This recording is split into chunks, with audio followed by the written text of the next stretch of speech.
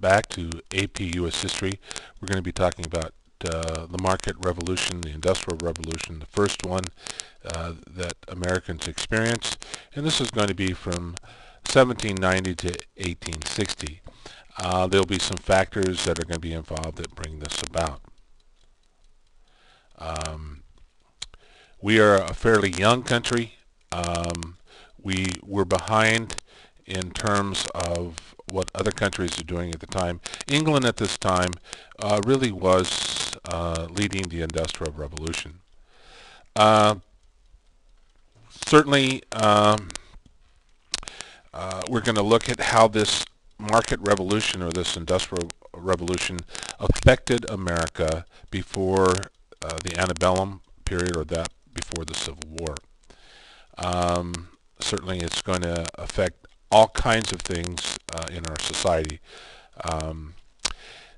Primarily, the Americans are subsistence farmers, and then they're gradually going to move to the cities, and as the Industrial Revolution picks up steam. Our nation is going to create a national market for the goods that we produced. The East, the West, the South will all be have their own specialization and contributions to our economy. In order to have an Industrial Revolution, you need to have workers who can work in the factories. And millions of immigrants from Ireland and Germany will flood into America. And so this will provide cheap labor. You also had a movement westward, young people going west to stake out their claim. And as they moved west, immigrants filling in behind them. Certainly, urbanization is going to be an outcome of industrialization. Here's some memory aids that might help you deal with the first Industrial Revolution. Textiles, railroads, iron, and coal. I'd like to even add a little bit more to this, and this would be tricks. Steam certainly was a big part of the first Industrial Revolution. The post-Industrial Revolution, or the second Industrial Revolution, primarily focused around railroads, transcontinental railroads, that is connecting the East Coast to the West, oil, steel, and electricity. So the secret word for this PowerPoint is tricks, and that stands for textiles, railroads, iron, coal, and steam. And so if you get an Industrial Revolution question, just remember those two acronyms. The demographics, or how people settled America. By 1860, 33 states. There were 33 states in the Union. The population was doubling every 25 years. The natural birth rate accounted for most of the population. Be fruitful and multiply. Immigrants will add hundreds of thousands per year. The U.S. becomes the fourth most populous Western country behind Russia, France, and Austria. So this is quite an accomplishment.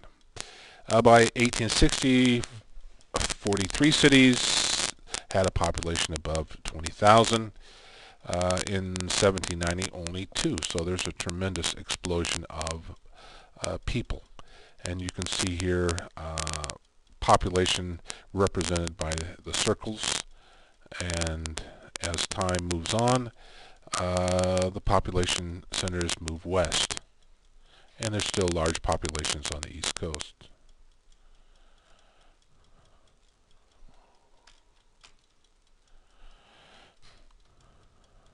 A little technical problem here. Urbanization was a result of this Industrial Revolution. And certainly that brought on crime and other problems. 2 million people died from the Irish potato famine in the 1840s, and many of those people who are starving in Ireland are going to come to the U.S. And most of them are going to be settling in the northwest, the northeast, some of them moving westward. Most of them didn't have enough money to necessarily go west, so they settled in the cities, the largest cities in the north.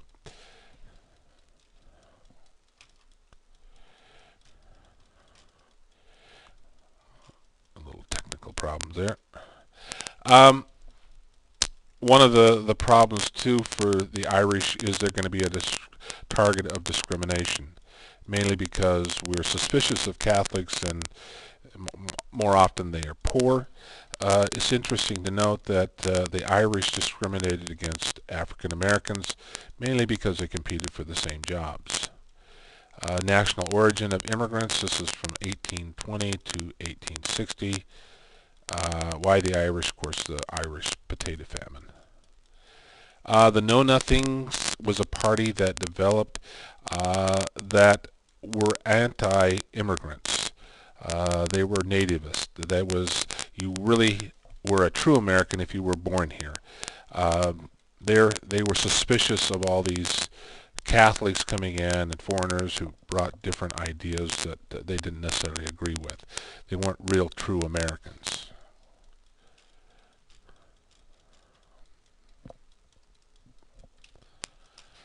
Sticky here. Let's see if we can advance the slide.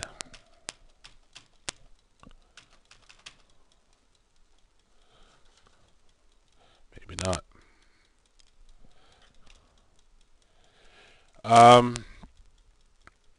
Maybe this is going to work, and so we get a slide in here. A lot of these immigrants were moving westward, particularly the Germans. Of course, nativism is a word that you need to understand, but it's just a hatred of foreigners. There certainly was a anti-Catholic attitude in a lot of Protestant communities because they believed that they took their marching orders from the Pope. American natives feared that immigrants would overpopulate and unduly influence politics. Many of the Catholics will form their own parochial schools because they believe that they are being discriminated in public schools. By 1850, Catholics will become the largest group sending their children to private schools. They will outnumber the Baptists, Methodists, Presbyterians, and Congregationalists combined. By 1849, extreme Americans, nativists, formed the Know Nothing Party, and then we talked about them being against foreigners. So this is a term that comes frequently on the AP exam, so get to know that.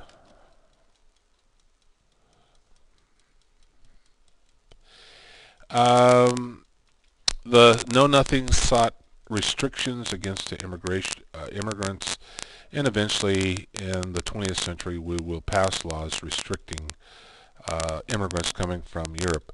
The first immigration law that we pass will be in 1883, and that will exclude Chinese.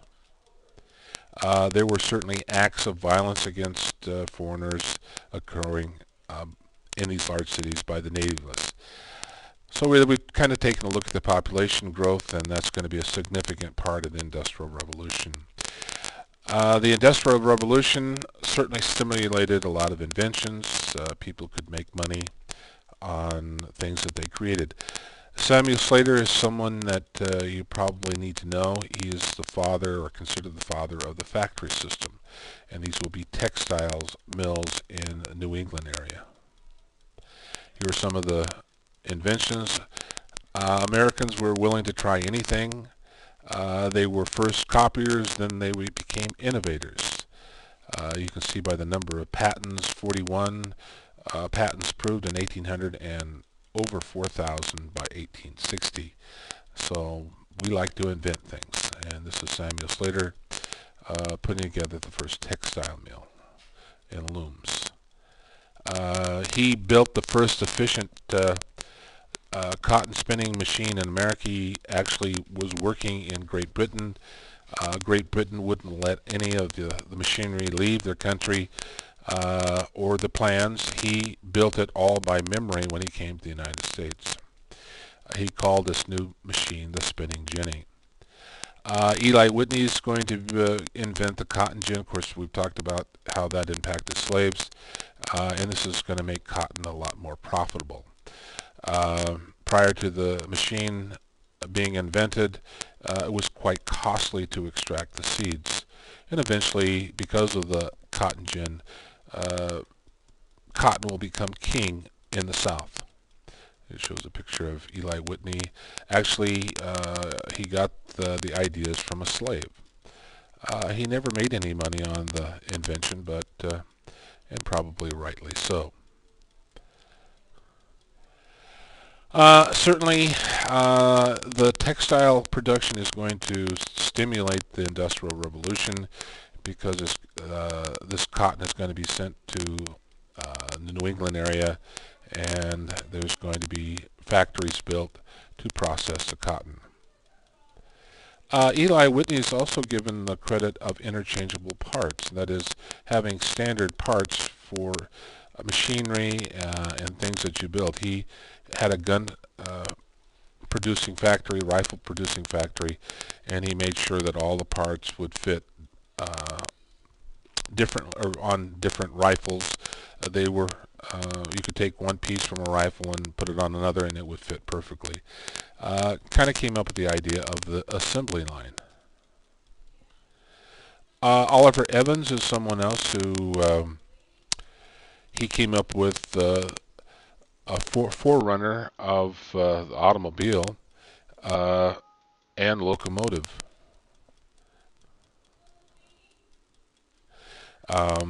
So steam power is going to be quite important.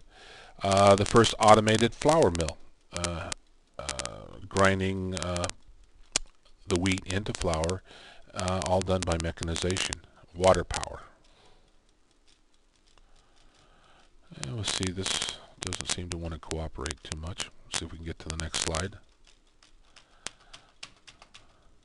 Pound, pound, pound.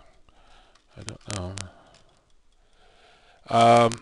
New England will become the dominant in the textiles. You can see that a number of spindles in operation in 1840, and overwhelming majority are located in the New England area. The starting of the Lowell system, having young girls come in and work at these factories in the New England area. And we'll stop there and we'll pick this up next time.